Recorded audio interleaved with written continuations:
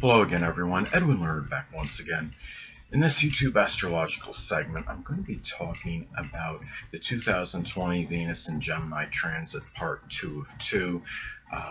It's belated because I know the transit started earlier than the time of the upload of this video. But anyway, I just decided to do it anyway. And in this video, I'm going to talk about the transit's possible impact on the zodiac signs Libra, Scorpio, Sagittarius, Capricorn, Aquarius, and Pisces. And it does apply and pertain to the Sun, Moon, and Ascendant. Anyway, well, first thing up, as far as Libra goes, the ninth house is what will be emphasized and highlighted. So at this time for Libra, this could be really about the enjoyment of diversified philosophies, having flexibility in your philosophical outlooks. It can be also about love of diverse religion, but it can be about valuing communication in a religious congregation, maybe even spending money on some Gemini higher education course. It could be something with communications such as journalism, reporting, data, satellite communications. It can be doing something like learning something with dexterity, which can include auto refrigeration mechanics. This could also be about valuing inquisitiveness, variety, communication with in-laws, with grandchildren, and in some cases this could be about a Gemini relationship excuse me, you might get involved in. That could be a foreigner, someone you meet through traveling abroad, maybe through side of religious congregation, and it could, or a college university, and maybe a Gemini Sun, Moon, or Ascendant person, or simply one that embodies Gemini characteristics. It could also be something where you value very witty humor at this time. Remember, the ninth house can be connected with humor. It is the house of Sagittarius. It could also be spending money on manifold places that you travel to out of the country, and really, and at the same time, this could also be about having really about peaceful communications with ninth house people in general, including in-laws and grandchildren. So anyway, next thing up. Well, as far as Scorpio goes, the 8th house is what will be emphasized and highlighted. So at this time, well, one way this may manifest and pan out, in some isolated cases, it could be about spending money on some like Gemini surgical matter. It can be something with the wrists or the hand or the arms or shoulders, something that could be Gemini related, maybe something with the lungs in some cases. It could be something associated with a breathing issue or disorder. And also, it's about a time where you may value articulating a transformation at this point, and being able to speak of it with a lot of Gemini-like eloquence. And the thing too is, and remember that Venus can also be connected with self-worth and self-esteem. So in some cases, this could be about perhaps matters where self-esteem and self-worth may be impacted by how you're able to handle, excuse me, a crisis with a lot of quick-witted Gemini energy. Perhaps, and also to keep in mind, this is also looking at this. This could be, this may be a good transit for some kind of monetary, emotional, moral support, and it can be from diversified places and sources at this time, since we are talking about Gemini energy at this time. And also too, another way that this could manifest and pan out, this could be in some cases about you look at this, it could be a time where you may be involved in a deep connection at this time. Scorpio can be with a Gemini type person, a Mercurial type of personality, or a Gemini Sun, Moon, or Ascendant person, or one that simply embodies Gemini traits. But it may be one that may provide some intellectual stimulation, but it could also be something that might be deep and provocative at the same time, since we are talking about the 8th house. Now, next up, As far as Sagittarius goes, the seventh house is what will be emphasized and highlighted. So at this time, for Sagittarius, you might be valuing manifold and a variety of relationships at this time. They don't necessarily have to be romantic relationships. They could be just simply important friendships. This could be, in some cases, as well about valuing a cerebral activity with a marriage partner or a significant other.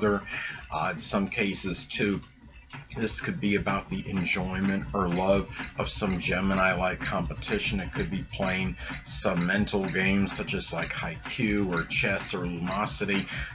It can be doing something as well like a Gemini sports-related competition, such as something that requires quick reactions like badminton or ping pong or even like racquetball or handball at this time. But it could also be in some cases about, in some cases you might be collecting some money over a legal matter. It could have been something Gemini related, such as like plagiarism.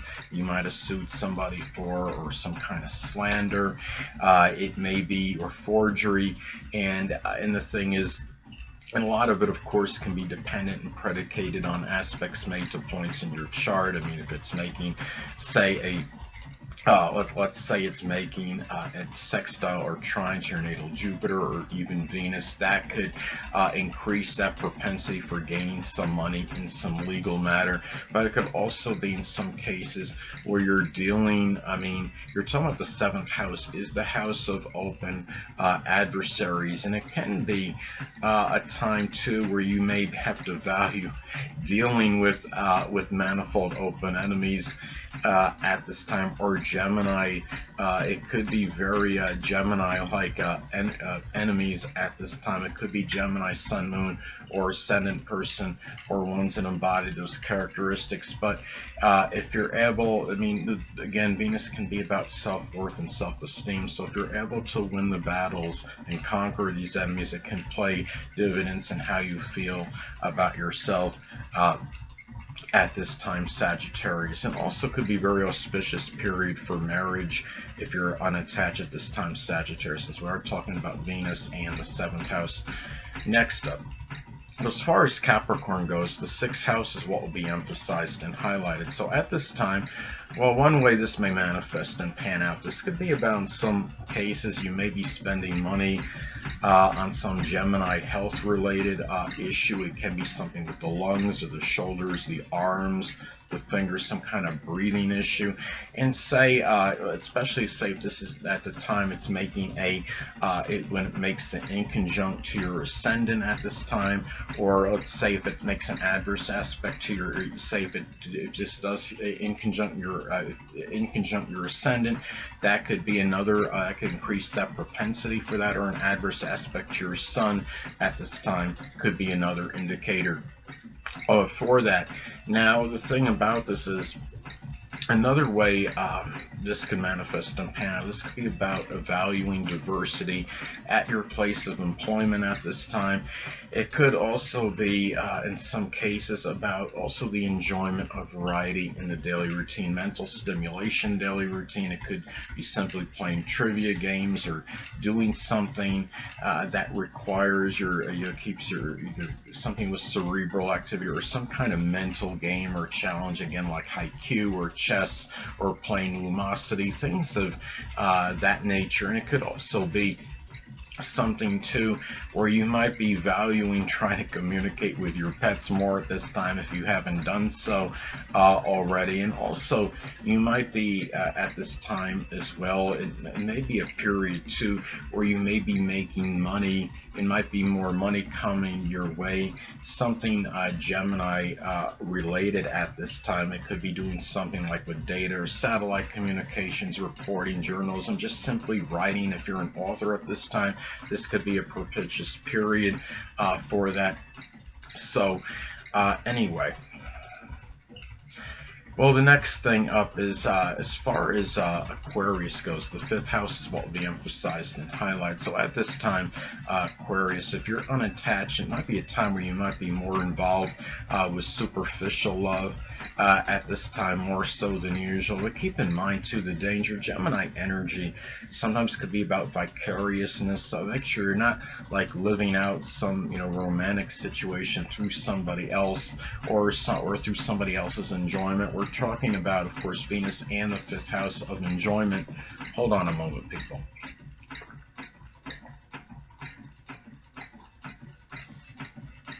Also, too, in some cases, this could be about the expression of art in some cases, and I mean Venus can be connected with art. We understand the fifth house can be about our hobbies, things that are enjoyable. It can be about animated art in some cases, or drawing cartoons, something that can be artistic that's Gemini related that you simply may be enamored with and enjoy.